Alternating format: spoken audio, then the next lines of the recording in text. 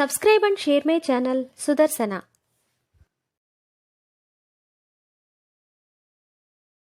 ఓం శ్రీకృష్ణ పరబ్రహ్మణే నమః. శ్రీ గురుభ్యో నమః.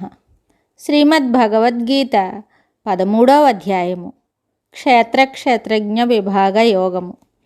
13వ అధ్యాయము చదువుట వలన కలుగు ఫలము. భగవద్గీత 13వ అధ్యాయము చదువుట వలన వినుట వలన కలుగు ఫలము.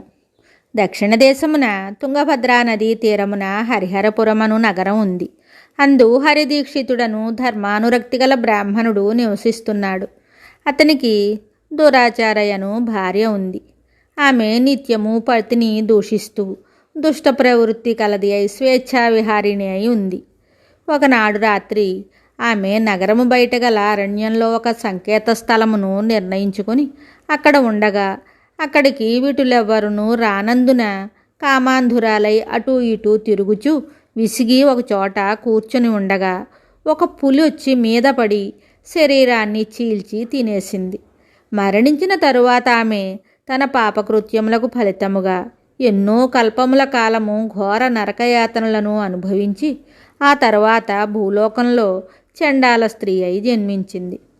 ఒకనాడామె తన పురమునందు గల ఈశ్వరుని సతియగు జృంబకాదేవి యొక్క ఆలయానికి రాగా అక్కడ వాసుదేవుడనే బ్రాహ్మణుడు గీత 13వ అధ్యాయాన్ని పారాయణ చేస్తుండగా దానిని విని వెంటనే ఆమె తన చండాల దేహాన్ని వీడి దివ్య రూపాన్ని ధరించి ఉత్తమ లోకాలకు వెళ్ళిపోయింది.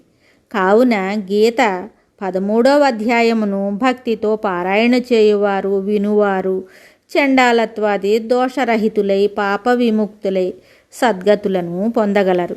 గీతా 13ధ్యాయముద్గిరంతమనారతం తతశ్చ శ్రవణాదేవా ముక్తా స్వపచ విగ్రహాత్.